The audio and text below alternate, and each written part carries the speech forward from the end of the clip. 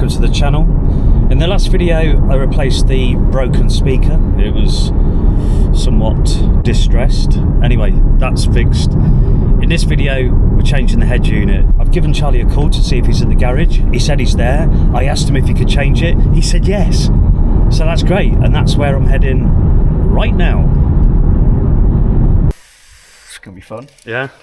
Yeah, we'll see. It's just laying out all the parts now. Picked up from Halfords, I ordered the JVC KM593BT. And the reason for that was because it's got a built-in mic. Saves running a wire. Yeah. Yeah. And then this box of gubbins here. Unless that one's So it comes with another bezel. I also ordered the new installation kit, which comes with the surround plate and all the required wiring. So we're replacing this, which it sounds alright, but functionally it's not great, because I like the idea of having hands-free calling and all that stuff. He wants to be lazy.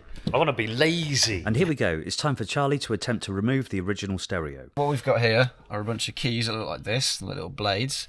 And if you look here, we've got a slot there, a slot there, a slot there, and a slot there. These will go in like this. You push them in, and you give them a little pull like that, and it should release the tabs. Okay. Should be the operative word here, but you know. Do we need to disconnect the battery for this job, Charlie? So on a radio, you don't need to, Okay. because if you disconnect the battery, what you tend to lose, if you've got any settings in the dash in the gauge cluster, it will lose those. But Right. no matter what we do when we disconnect the head unit, we're going to lose any settings because we're replacing it. Sure, So sure. there's nothing. And now with the stereo removed, it's time to fit the faceplate. Charlie's just having a bit of a game here, aren't you, mate? Too right. Trying to get the replacement fascia surround in the car. These things It's are easier always, said than done. Yeah, they're always a bit of a pain. They're quite flimsy, so it's not difficult to crack one, and I'd really rather not do that. Yeah, sure. Me too. Well, that was anticlimactic. Is that it? Charlie was hoping for a nice proud click, but it didn't happen. We were really hoping for a big click there, but it didn't really happen, did it? No. While Charlie's trying to figure out all the wiring, I'm going to try and get this plate in. Got to be easy, right? And I can tell you now that that is not going to fit in there. Turns out the kit had its own fitting plate, so we had to use that one instead. Yeah, that'll fit in. So there. That's the one. He did say in the shop that I didn't need that, because that's one of the reasons why I took it back, saying, well, it hasn't come with us. Where is it? Yeah. And he said, well, no, you need that one.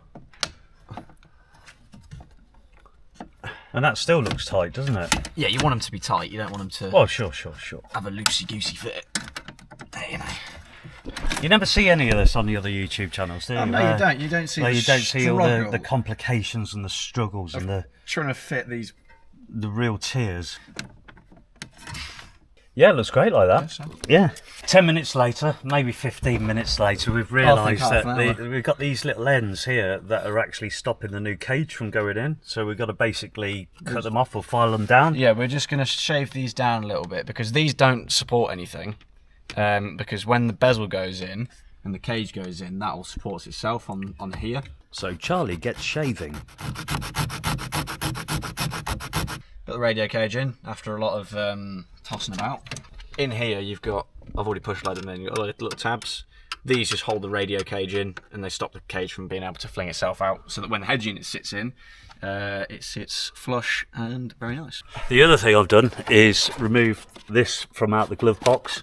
I think it was an old iPod dock, which is vintage these days, so we need to somehow try and get that out to enable the USB wires to go through. But now I think, Charlie, we need a bit of a thinking break, don't we? We do need a thinking break. Yeah, let's have a thinking break. It's a terrible habit, I know, but sometimes you just need to have a smoke break. That's the GPS on. Most of the wiring was simple plug and play. GPS for the sat-nav, I think, in the actual stereo, but we don't need that, do we, really? Because we've got CarPlay, yeah. 2 hours later, we had power to the stereo, but we had no audio at all. It turns out that we needed this remote wire connecting that would actually trigger the amp to turn on. Yeah. And in the end, that came out the back of the canvas. The CAN bus thing. Canvas, so, yeah. It wasn't long after this that I realised that was completely wrong, and because we were in a rush and we both had to go out, it was time to call it a day. Alright, so yesterday ended up being a bit rushed towards the end. We both had to go out and there were a few mistakes made with the radio. Today I'm going to try and correct them. First of all, I need to try and get the radio back out of the dash, which is a pig in itself, and then review the wiring, because when I was on my journey last night, I went to take a phone call and no one could hear me. And I think it's because we plugged a 3.5 jack into the external mic, and that therefore cuts out the internal mic on the stereo. So that's the first thing I need to look at. And there was something weird with the power remote, and we weren't really sure what cable it was. We know there was a blue cable in there, so I need to identify where that blue is off the back of the stereo and connect the blue to the blue. The other thing is you have to finally adjust the side brackets on this stereo. I believe that we fitted them too far forward because the stereo's too far into the actual unit itself, and because of that the surround of the stereo wouldn't actually stay in, so I need to adjust those to bring the stereo out, and then hopefully this will go in and stay in, as at the moment it doesn't. Okay, so I think I figured it out. So we did have it wired up wrong. We used a power outlet from the Connect 2 out of these, which was completely wrong. And it turns out that you have to use the instruction manual, which I'm not used to, and you have to basically cut the cables that don't refer to your car for the steering wheel controls. For mine, because it's a JVC, I had to use the orange cable, so the other two got cut, and then I used key 1, which then goes to the steering wheel remote. That's all powered up. The only thing that's not working at the moment is I haven't got any radio signal. Now, whether that's because I'm out of a signal area, I'm not sure, but the fact that the radio is now working as it should and the steering wheels work as they should is definitely a step in the right direction. Next, I need to realign these side panels so that I can actually fit the stereo so it becomes flush on the dash, and then hopefully, as I said earlier, this trim will actually fit round it and stay in place. So we're getting there eventually.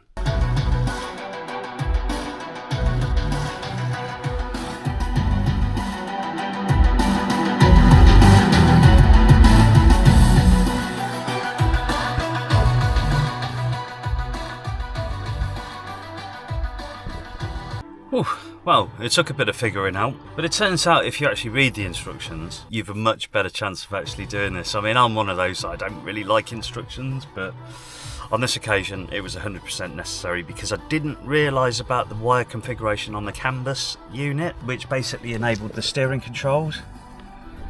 And also because we'd accidentally plugged the 3.5 jack into the external mic, the hands-free calling wasn't working. Well, it called, but no one could hear anything because by plugging in an external mic on this JVC unit, it disables the mic on the head unit. So yeah, almost 24 hours later, I finally have the stereo in the car. It sits a lot better as well now, and this surround actually sort of stays in there, so hopefully that'll be good. And finally, I have CarPlay, I have hands-free calling, because I got the adapter which is sat in the glove box there, so I don't have to actually plug in a cable, unless of course if I need to charge the phone, and then I just plug it into the USB charger.